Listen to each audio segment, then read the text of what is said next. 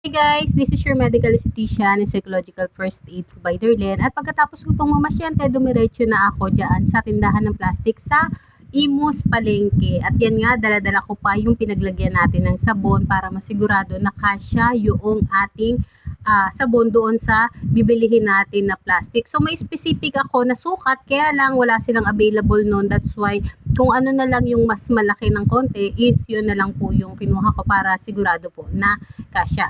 At the same time, ito po ay para sa jail ministry. Ibig sabihin po, yung pong mga sabon na ibibigay po doon sa mga nakakulong o nakapreso po, no?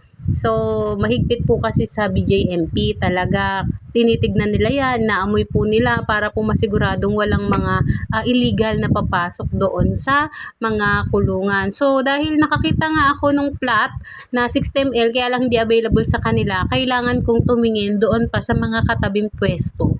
Pero yung katabing pwesto po pala ay party need. That's why binigyan ako ng wisdom ni Lord. So tumawid ako dun sa kabila at doon ako nagtanong-tanong. Yung napagtanungan ko nga po is nakakatuwa kasi namumukhaan niya ako dahil buong high school ko po, ang nanay ko kasi is labandera at katulong, tapos kami po ay nagbi-business din ng Natasha. So pagkatapos kong mag-aral, uwi lang ako sa tanghali, papahinga, kakain, and then alauna po ay pupunta na po ako sa Natasha para kumuha ng order. So yan po yung araw-araw ko talaga na dinadaanan. Kasi kailangan ko tumulong sa mga magulang ko para masustain din po yung aming buhay. Do hindi kami mayaman, pero kami naman po ay punong-puno ng pangaral at pagmamahal ng mga magulang. Kaya nga ito pong pagsuporta sa jail ministry, feeding program, pagbibigay dun sa ating kapwa, ito po ay parte kung paano kami pinangaralan at pinangalaki ng aking mga magulang. So, hindi na to nakita ni mama noong mga panahon na kaya na naming magbigay din po sa iba.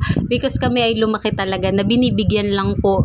We are not really capable na palaging bibili ng bago. So, yung mga pinaglumaan ng ibang tao ay binibigay po sa amin. And we are very grateful and thankful for that kasi yun po yung kapamaraanan ng Panginoon para kami po ay pagpalain. So, ang dami ko nang tinig ng pwesto dito sa right side. Talaga pong wala akong nakita. So, medyo nawawalan ako ng pag-asa. So, tumawid ako sa kabila. At yun po, awa ng Diyos po, nakakita ako. Kaya bumili ako ng 50 pieces. 50 pieces lang po yung binili ko because medyo expensive po siya. So, ito po yung 100 ml. Tapos, kaya lang po hindi siya punong-puno kasi 60 ml lang po yung ginawa ko para po pantay-pantay base po doon sa basic calculation ko. Tapos, ayan naman po mga bulaklak na yan at saka yung mga square para po yan sa Brigada Eskwela.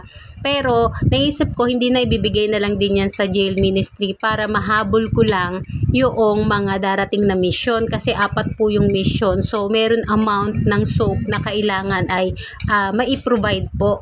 So, ayan, ang cute. Ito naman po tinatanggal ko is coffee sulfur soap. Yung po mga bulaklak at saka yung square po, yan po ay kakawati sulfur. Nawalan kasi ako ng kakawati. Nagkamali ako nung calculation nung pagkuha nung mga dahon.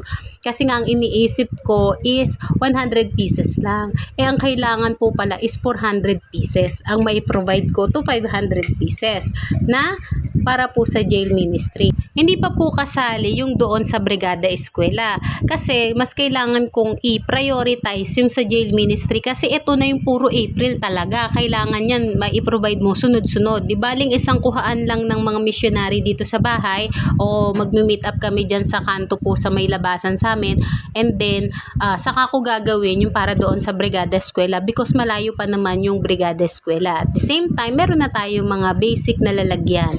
No, improvise po yan, no, para at least pantay-pantay. At the same time, mas madami po ang maabutan na eskwelahan. So, syempre, nakaprioritize doon yung school ng aking brother kasi po, malapit lang yun dito sa amin. At saka doon pa po sa mga iba kong kakilalang teacher dito sa school ng anak ko is bibigyan din po natin sila. Lalo na po ngayon na ang laki nung cut ng budget ng Department of Education. So, talaga pong ang mga teacher po is talagang hindi naman po sila humihingi o hindi po sila dumadaing, pero kusa na lang po natin yon bilang pasasalamat din po na ako po ay tinuruan at pinagtiyagaan din naman po ng aking mga teacher nung elementary, and up to now natutuwa ako na nandyan pa sila, and prayerfully yung anak ko ay maging estudyante din po nila, no? So, mabait naman akong estudyante. Kahit itanong nyo sa kanila, wala akong bad record. Kaya, proud na proud ako doon. So, ayan po, tinatanggal ko na para pantay-pantay. So, mapapansin po ninyo na magkaiba yung kulay because ito pong bilog ay coffee sulfur. Yung kape po ng Amadeo. Okay? Hindi po yung kape na Nescafe, yung kape po ng Amadeo na binigay sa akin na talaga pong panggawa ng sabon. Pwede din naman po yun ikuluan ba? Pero wala kasi akong coffee maker, no? So, magaling tayong magbigay pero wala tayong mga ganong bagay. Bakit? Kasi hindi ko po yun priority. Mas masaya ako na ngayon, eto muna yung pagtatanim. Tagtatanim natin to, no? In the end of the day, kung tatanda tayo, ipagkaloob ng Panginoon na bonus na lang yung mga material things, pero yung mga bagay na ganito po, na binibigyan tayo ng pagkakataon ng Panginoon na makatulong sa ating kapwa ay napakalaking bagay na po. At again, ito po ay parte ng aming panalangin ng aking nanay nung siya pa ay nabubuhay. Kaya po kahit wala na siya, I know naman na masaya siya sa piling ni Lord at alam ko na nakikita po niya ito. Sa part na to, medyo nagmamadali na ako kasi 2 beses nang nag-alarm yung cellphone ko. Ibig sabihin, kailangan ko nang umalis para sunduin yung aking anak doon sa eskwelahan dahil yun po yung pinakatamang oras para hindi po ako maaga at hindi rin naman po ako late sa pagsundo doon sa aking anak. So, I hope na enjoy po ninyo ang ating video for now. God bless everyone!